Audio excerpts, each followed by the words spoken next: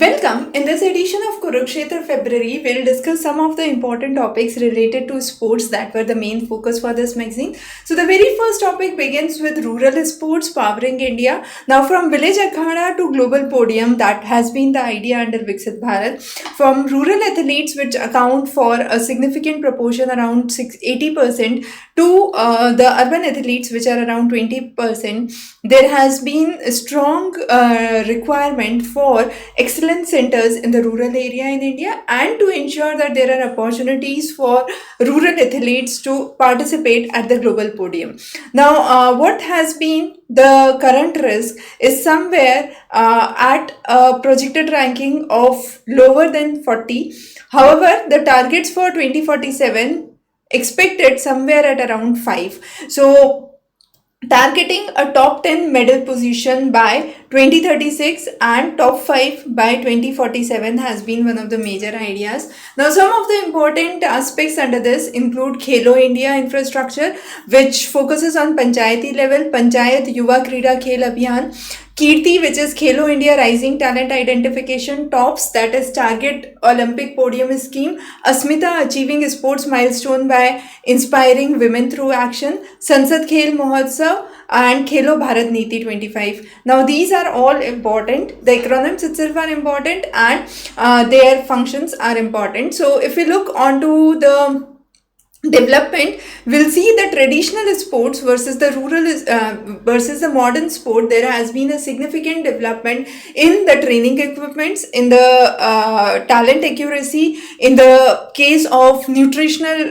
requirements that an athlete should meet, and biomechanical analysis. So there has been a significant impact as a result of that. Now, what has been the basic idea is to identify the real talent of India. And as we said, the rural area is the major region where talent is actually seen for sports. And for sports, there are three important things that are required, which is the physical stamina. The next is the mental resilience and natural terrain through which the developments could be seen for sport activities. Now, if we see in the north areas, wrestling, boxing are the major sports. In the east, it is hockey and archery, and across India, shooting and athletes. Now, what is again important is with the rural area, the availability of talent and mental resilience is seen at a very good proportion. However, for urban athletes, it's mainly seen with quality coaching, scientific support, and infrastructural access. So, if there is amalgamation of rural and urban synthesis, which could definitely lead to better development in the sports field. So, identification, nurturing, and excellence through the TOPS podium, that is Target Olympic Podium Scheme, is important. Now, as we said, there has been a significant proportion from rural area for participation in sports. 3 times women participation has increased. The major barriers, which are mainly the gender stereotype and economic scarcity, have been overcome, and there are new symbols of identity, which is courage, discipline, and social transformation, which has seen. If we look onto the major pool, it is mainly the regions of Odisha, Haryana, Manipur, and Maharashtra, which are major centers for sports activity. For Maharashtra, it is mainly athletics. For Manipur, it is weightlifting. For Haryana, it is wrestling. And for Odisha, it is the hockey belt of the east, which is popular. Now, as we said, the grassroots level schemes are important. So, Kirti, which is a grassroots level scheme, followed by Asmita and Khelo India, have been important. And the major focus is to derive from stigma to strength, which includes inclusive growth and development in the population. And actually having a dignified language, which is reframing disability to ability, reducing the social stigmas for the same, and actually focusing on the prerogative for 2047. Now, Khelo Bharat Niti 2025 is again an important milestone because this replaces the national sports policy, and this national sports policy was brought in 2021, and now we have the 2025 Khelo Bharat Niti. So it is basically focusing on a comprehensive athlete center, economically driven platform which could actually make people more globally competitive. So focusing on a global excellence, ranking among top 5 by 2047, bringing in economic development, social empowerment, mass participation, and educational logics are some of the important ones. Now, if you look onto global dominance, we would see that there has been numerous development in the various types of sports. For example, elite sports, development in infrastructure, development in the talent, and in the governance and women participation. So each of the scheme pertain to specific ideas. For example, top scheme, which is the target Olympic podium, focuses on elite athlete support. Asmita focuses on women support. Pyaka focuses on infrastructure, and Kirti focuses on identifying the right talent at each of the level. So if we look onto the roadmap from 2025 to 2047, the idea is to bring in integration of all these schemes under the Khelo Bharat Niti and democratize sports through excellence. So AI driven analysis and high performance training could be one of the ways through which participants could be trained in a better way.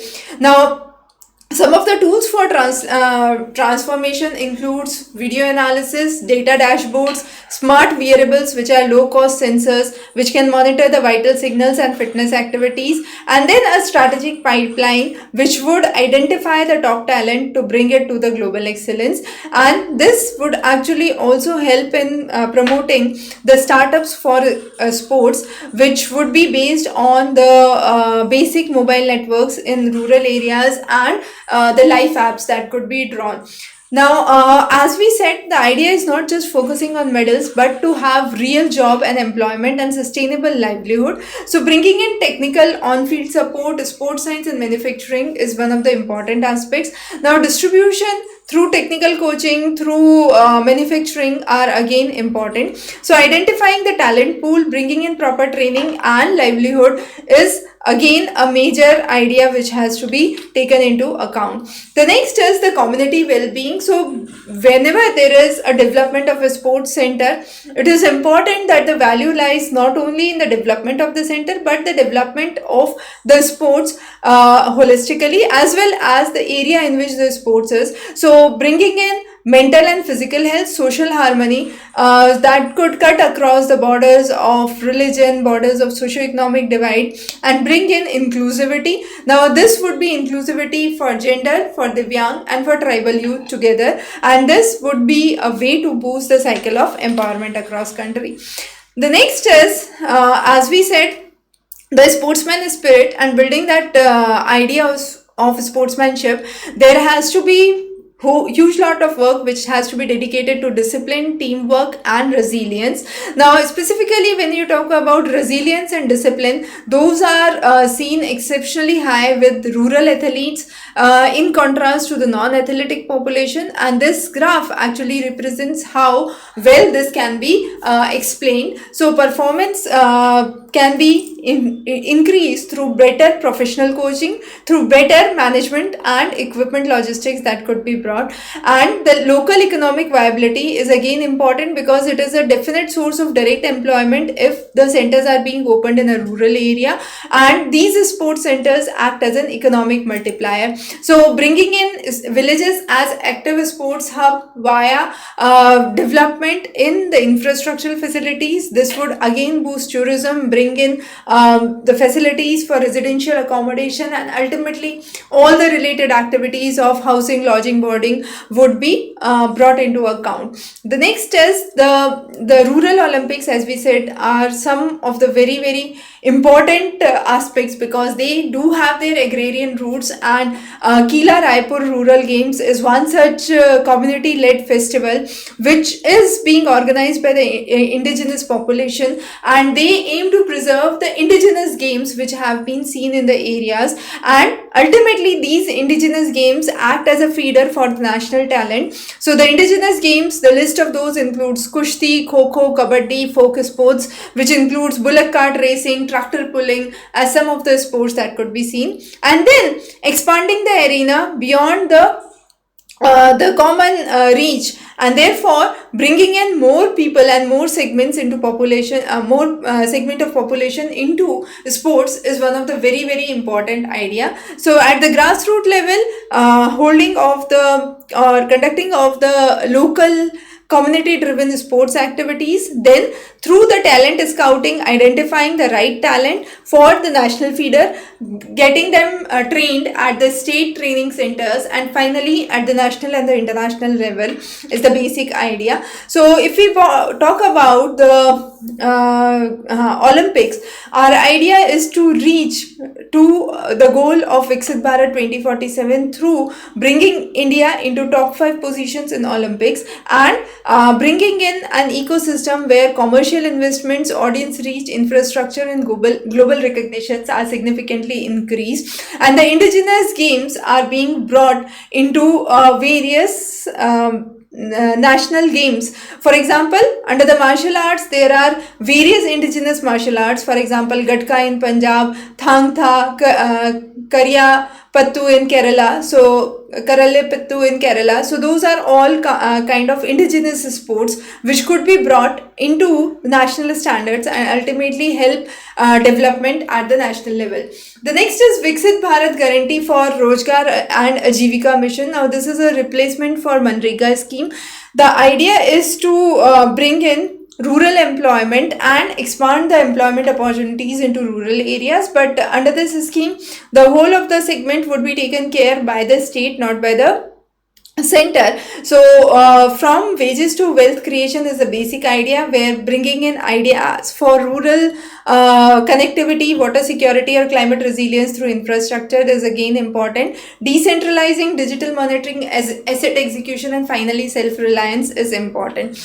Now the last one is Karyalapattu, which is again one of the very important heritage of Kerala, and this is a unique form of martial art which is rooted under the Guru Shishya Parampara. So there has been a complete science behind it. It is a kind of rigorous training with medical knowledge and moral ethics which is combined. So it's not just the mastery with weapons, but it has physical flexibility, knowledge for vital pressure points that must be known, and following a strict code of training is required. So initiatives like Khelo India, Khelo Bharat Niti 2025 have aimed to bring these sports into a real picture, and there have been efforts to bring these indigenous sports even at a global podium. So these efforts have been important in order to ensure grassroots level development, cultural identity, and global excellence, because any of these sports, if introduced at a global level,